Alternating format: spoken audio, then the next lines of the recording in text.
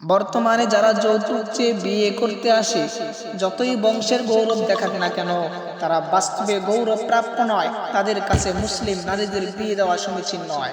এই ধরনের নবী পাত্রদের প্রতি কবিতার ভাষায় যৌতুক নামে কৌতুক চলে কন্যা পক্ষের সাথে। মোটর সাইকেল, টিভি, ফ্রিজ, আরো যে কত তাতে। পাত্রীর চেয়েও ওই সব কিছু যার কাছে হয় দামি, এমন ছোকরা পাত্রের কাছে মেয়ে দেব কি আমি? এই নিয়ে একটি ইতিহাস। এক মহিলা তার ছেলেকে বলছিল যে, তোকে অন্য একটি ভালো মেয়ে দেখে বিয়ে করাবো, তুই সেই বইয়ের প্রতি বেশি দরদ দেখাস নে। ছেলে বলল, মা, তাকে বিয়ে করানোর আগে যা কেন ভালো করে দেখে নিলে না যে সে ভালো না মন্দ? মা বলল, আরে বোকা ছেলে, এই মেয়েকে বিয়ে করানো হয়েছে যৌতুক পেয়েছি বলে, সে তো আমাকে তেমন মেনে চলছে না। কিন্তু মা, একটা তো মেনেছে। মা বলল, সেটা কোনটা? ওই যে যৌতুক চেয়েছো তা দিয়েছে। সে তো যৌতুক দিয়ে রাজত্ব করার জন্য এসেছে, তোমার সেবা করার জন্য নয়। সে খারাপ রইল কোথায়? যদি যৌতুক না দিত, সেবাও না করত, তাহলে তাকে মন্দ বলা যেত। এই শুনে মা বলল, চুপ কর, বেশি কথা বলিস নে। কোনো পিতামাতা কি তার সন্তানের অমঙ্গল চায় না? কিন্তু মা, তুমি যা বলছো তা অন্যের জন্য তো কষ্টকর। মা বলল, আরে বেটা, সমাজের হাল ধরে চল, পরের কি হলো না হলো সেই চিন্তা তোর আমার নয়। ছেলে বলল, তাহলে কার? মা বলল, যার মেয়ে তার। ছেলে বলল, মা, একটা কথা বললে রাগ করবেন না তো? আরে না বেটা, বল, কি কথা?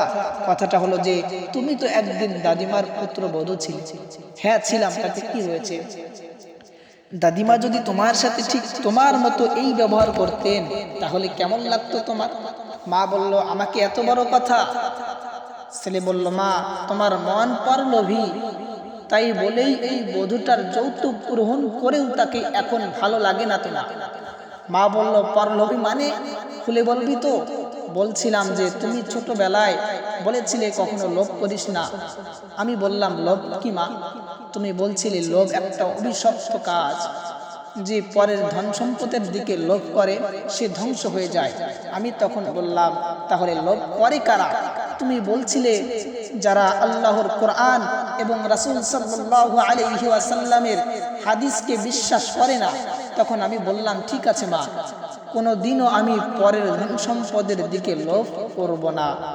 তখন আমার মাথায় হাত রেখে তুমি বলেছিলে, আমার লক্ষ্মী ছেলে। তারপর আমি লোভ থেকে দূরে থেকেছি। আমি হতে চলেছি মায়ের আশীর্বাদ নিয়ে লক্ষ্মী ছেলের মতো। তাই আমি একটা মেয়ের জীবনকে ধ্বংস করতে চাই না। যে যৌতুক নিয়ে আমাকে বিয়ে করিয়েছো, সেই যৌতুকের ঋণ যেন আমি দ্রুত পরিশোধ করতে পারি, তার জন্য তোমার কাছে দোয়া চাই। ছেলের এই কথা শুনে মা মনে মনে ভাবতে লাগলো যে, আসলেই তো আমি পরলোভী হয়ে পড়েছি। আমি নারী হয়ে অন্য নারীর জীবন ধ্বংস করতে চেয়েছি। তাই তো এই জন্য তো মানুষে কথায় বলে, নারীর দুশ্মন নারী।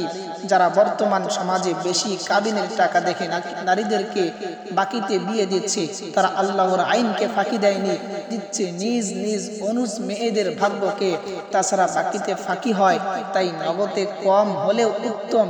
এরই মধ্যে যারা রাতে মোহর আদায় করে ঠিক, কিন্তু পরে ওই মোহরের টাকা স্ত্রীর কাছ থেকে যে কোনো কৌশলে চেয়ে থাকে, যার কারণে স্ত্রী চোখ লজ্জায় স্বামীর হাতে ওই টাকাটা ফেরত দিতে বাধ্য হয়। অথচ ওই টাকা কোনো ব্যক্তির হকদার নয়, এমনকি জন্মদাতা মাও নয়। কারণ ওই মোহর দেওয়ার অর্থ হলো, যার সাথে সহবাস হবে তার ওই স্থানকে মূল্য দিয়ে কেনা, যা আল্লাহর পক্ষ থেকে ঘোষিত। এই মোহরের মূল্য দেওয়ার কথা। আজকাল শাশুড়ি ও ননদরা গৃহবধূর অধিকার নিয়ে ছিনিমিনি খেলছে। এরা মেয়ের লোক, এরা মেয়ে লোক হয়েও অন্য মেয়ের জীবন নিয়ে এমন করে কেন? তমিজ ভাইয়ের বোন বলে তমিজের বোন মানে বেত্তবীজ। কেউ যৌতুকের জন্য, কেউ বা চরিত্রের মিথ্যা কলঙ্কের অভিযোগে মাথায় নিয়ে স্বামীকে কর্তৃক নির্যাতনের শিকার হচ্ছে। কেউ দ্বিতীয় বিবাহের ইচ্ছা করলেও বিভিন্ন অজুহাতে স্ত্রীর উপর চালায় অত্যাচারের স্টিমার রুলার। এতে স্ত্রীকে ভরণ পোষণ না দেওয়া, খারাপ আচরণ করা, সাংসারিক কাজে চাপের মুখে রাখা, শারীরিক আঘাত এবং পিত্রালয়ে বেড়াতে যেতে না দেওয়ার ঘটনায় বেশিরভাগ ঘটে চলছে, যা শরীয়তের দৃষ্টিতে অত্যন্ত দুঃখজনক। এসব নির্যাতিত নারীদের পিতৃকুল দরিদ্র হওয়ার কারণে স্বামীর নিষ্ঠুর আচরণের প্রতিকারে তারা ব্যর্থ।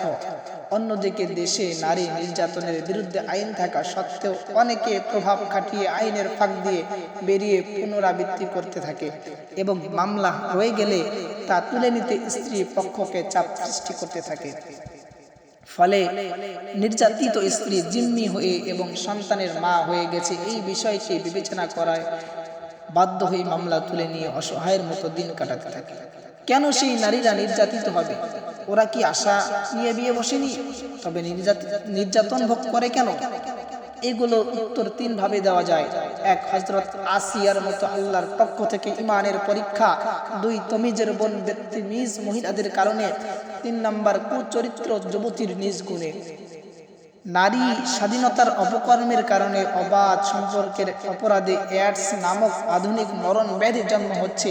এসব আধুনিক মরণ ব্যাধি হতে মানব সমাজকে রক্ষার লক্ষ্যে ইসলাম নারীকে পুরুষের জন্য যে বিধান দিয়েছে তা হলো: 1 নাম্বার, নারী পুরুষ অবাধ সম্পর্ক নিষিদ্ধ। 2 নাম্বার, নারীদের জন্য পর্দা ফরজ করা হয়েছে।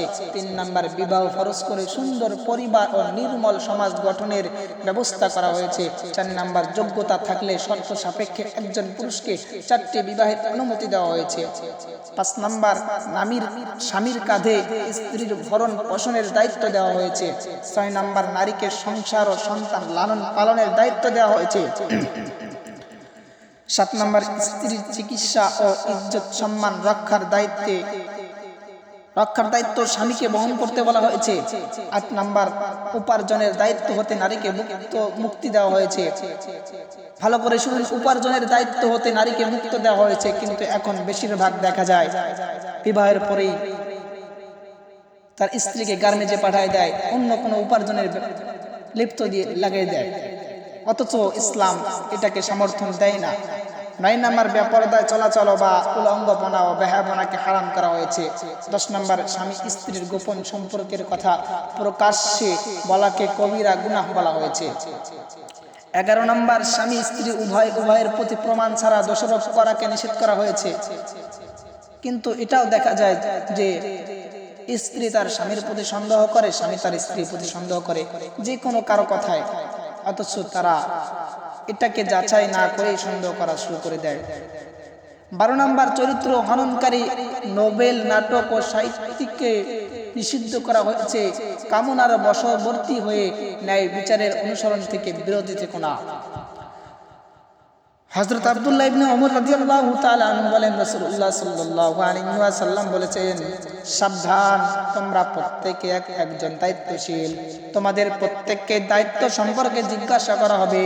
সুতরাং শাসক জনগণের একজন দায়িত্বশীল ব্যক্তি, কিয়ামতের দিন তার দায়িত্ব সম্পর্কে তাকে জিজ্ঞাসা করা হবে।